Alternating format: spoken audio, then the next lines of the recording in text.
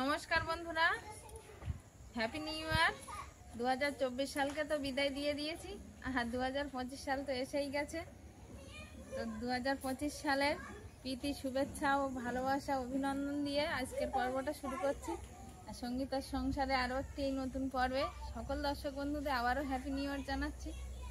আর আজকের পর্বে আমরা সারাদিন কি করছি সব কিছুই দেখাচ্ছি। আর তার থেকে বড় কথা, এই নতুন বছরের নতুন দিনে নতুন মানুষ আপনাদের সামনে আসতে চলেছে। ঐশিখার বাবা বা আপনাদের দাদা। তো অনেকে বলেছে কমেন্ট করে যে দাদাকে কেন ক্যামেরার সামনে নিয়ে আসিনি এতদিন। তো আজকের আসবে নতুন বছরের নতুন দিনে। তো সম্পূর্ণ পর্বটা দেখতে থাকুন। আর যারা নতুন দেখছেন তারা প্লিজ আমার চ্যানেলটিকে একটু সাবস্ক্রাইব করে পাশে থাকবেন, বন্ধু হবেন, আমার এগিয়ে যাওয়ার অনুপ্রেরণা দেবেন। তো দেখতে থাকুন, আশা করছি ভালো লাগবে পর্বটা।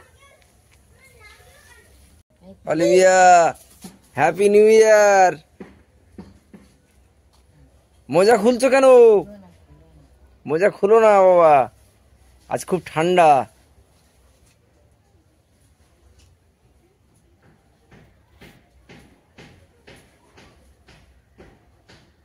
তুমি কি খেয়েছো?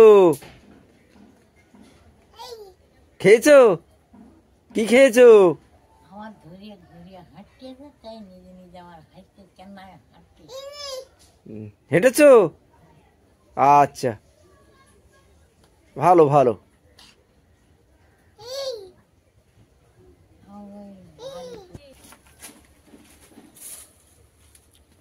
কিছুটা বড় কাঠ বার করা হয়েছে, এখনো ফাড়া হয়নি। আর এগুলো ছিল তো কালকে কিছুটা নিয়ে এসছে, আর আজকে নিয়ে আসছি।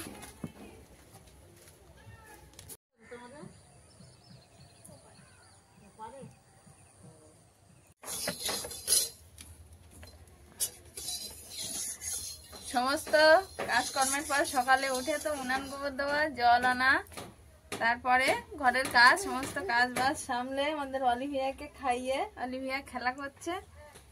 আর এই রাঁধতে বসে গেছি। আর কালকের মাছ কিছুটা ছিল রাখা, তো সেই মাছগুলো এখন ভাজা করছি। আর মাছ ভেজে রান্না হবে পেঁপে দিয়ে। আর এই মাছ ভাজাটা বসিয়ে দিয়েছি।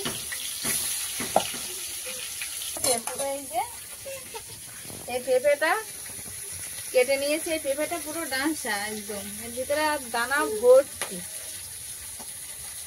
বাড়ির গাছের পেঁপে, হ্যাঁ, ডাঁসা পেঁপে আর সুন্দর একদম। এই কিছুটা হলুদ সবুজ এরকম ভাব চলে এসছে, নেসে গেছে পেঁপেটা। তো এই পেঁপে দিয়েই এই মাছ রান্না হবে। মাছটা তো ভাজা বসিয়েই দিয়েছি।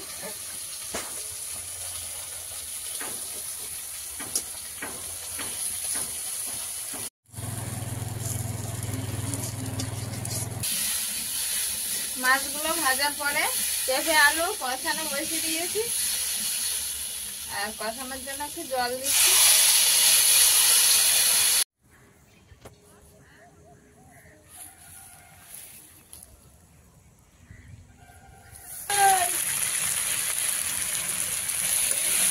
পেঁপেটা কষানো হয়ে গেছে, আর দিয়ে দিচ্ছি এবার জল।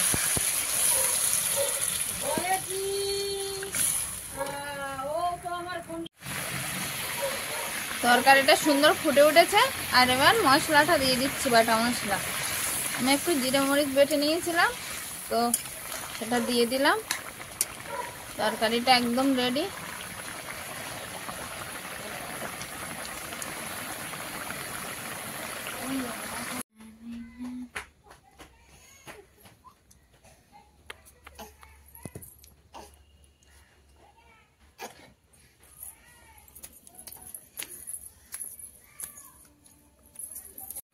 তরকারিটা এবার নামিয়ে নেব।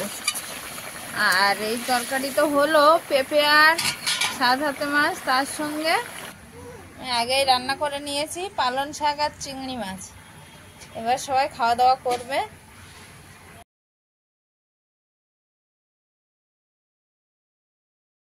অলিভিয়া ঠাকুর মাকে বলছে আমি খাই খাই খাই খাই খাই খাই।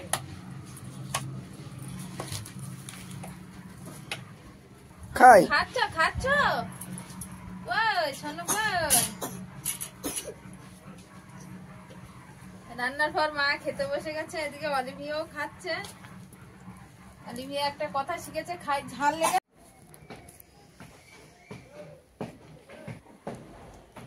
কাল খেতে ভালো লেগেছিল না আজকে ভালো লেগেছে?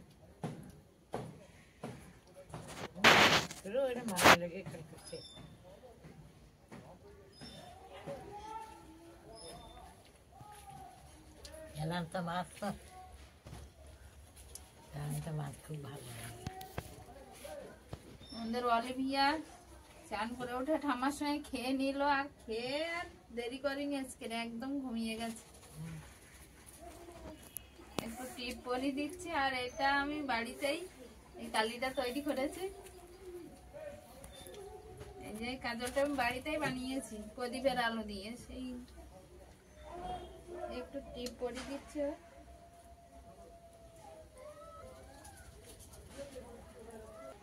মার তো খাওয়া প্রায় শেষের পথে, অলিভিয়াও ঘুমিয়ে পড়লো। আর ওই শিখা গেছে, ওর একটা বন্ধু নেমন্তন্ন করেছে, তো সে তার বন্ধুদের বাড়িতেই গেছে নেমন্তন্ন খেতে দুপুরবেলা। আর এবার আমি আর ওই শিখার বাবাও খেয়ে নেবো একটু।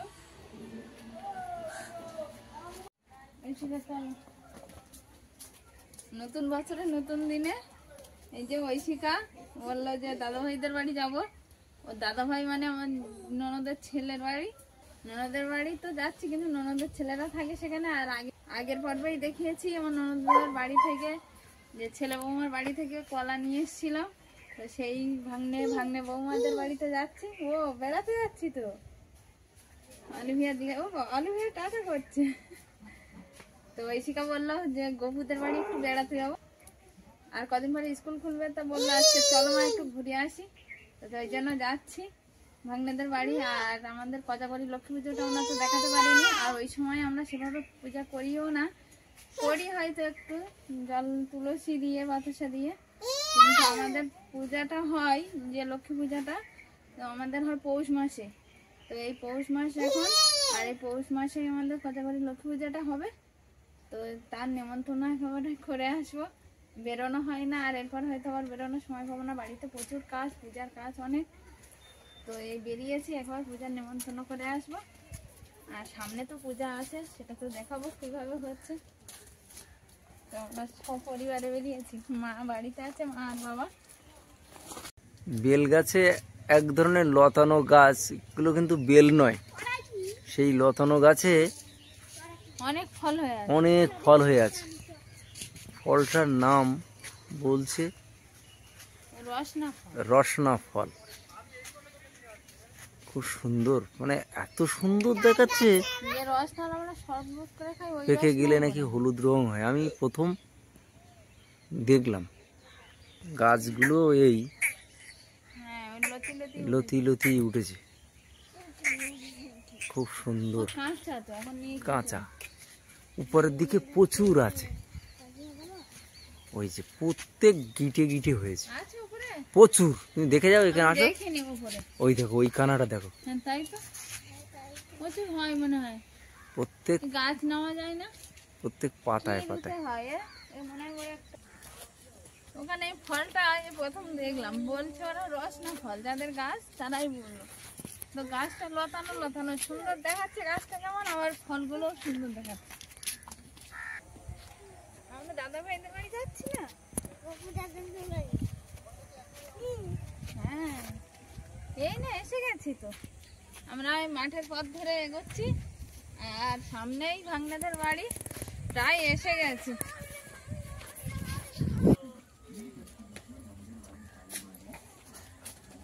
এই যে তোমাদের একটা সারপ্রাইজ আছে না, আমি এক্ষুনি ঠোঁট ফেটে গেছে।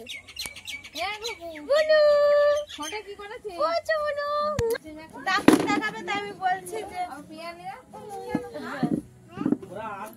তাহলে তোমরা এসছো, এখন 3:30 4টে বাজে, তাহলে সন্ধ্যার দিকে একটা টিফিন হয়ে যায় বিকালে।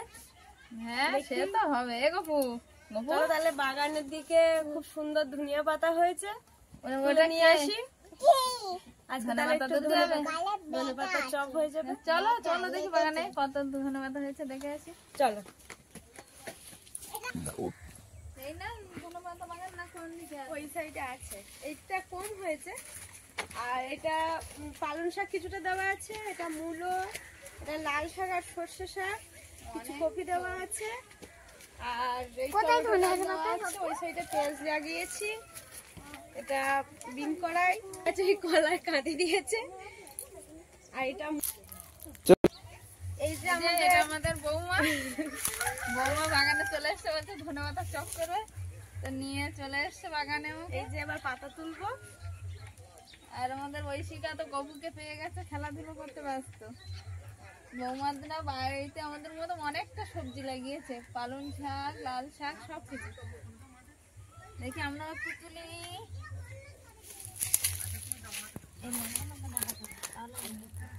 ধনে পাতাগুলো এই যে তুলে আনা হয়েছে। আর এবার বাইরে উনান আছে বৌমাদের, ওইখানে গিয়ে রান্না বান্না হবে।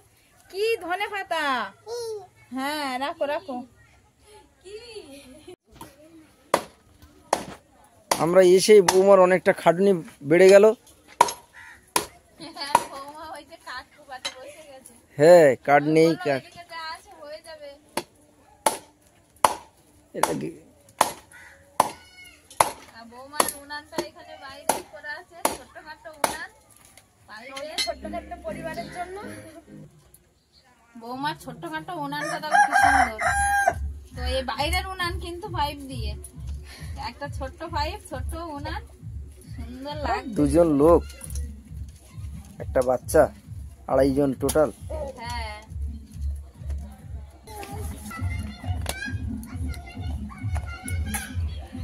শাশুড়ি বৌমা দুজন মিলে লেগে পড়েছে, ধনেপাতার পকোড়া বানিয়েই ছাড়বে। সম্পূর্ণ গ্রাম্য পদ্ধতি। হ্যাঁ, সব কুচিয়ে হচ্ছে।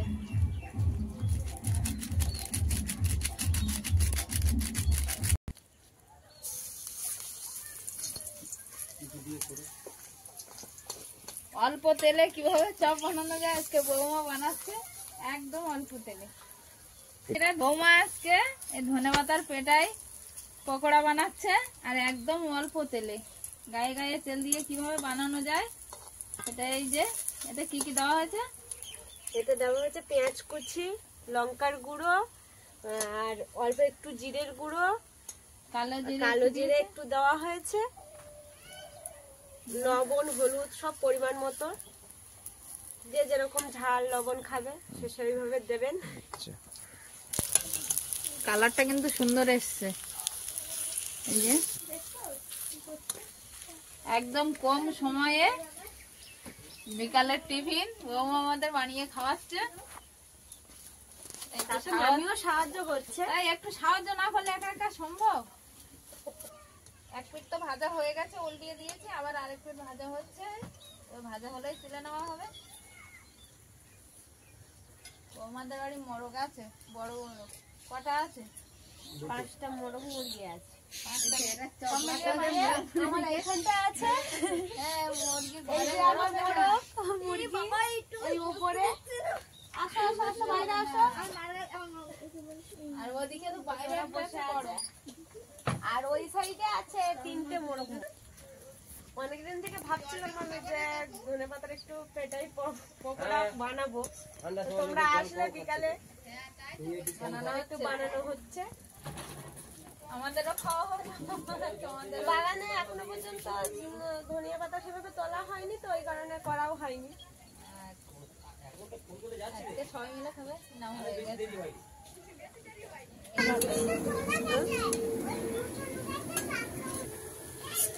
পকোড়া বানানো কমপ্লিট। একবার যেটুকুনি তেল দেওয়া হয়েছিল সেইটুকুনি তেলে ভাজা হয়ে গেছে, আবার তেল দেওয়া হবে আর আবার বানানো হবে।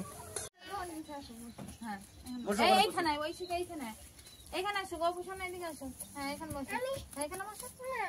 আচ্ছা, দেখি চাটা রাখি। আচ্ছা, দুজনে।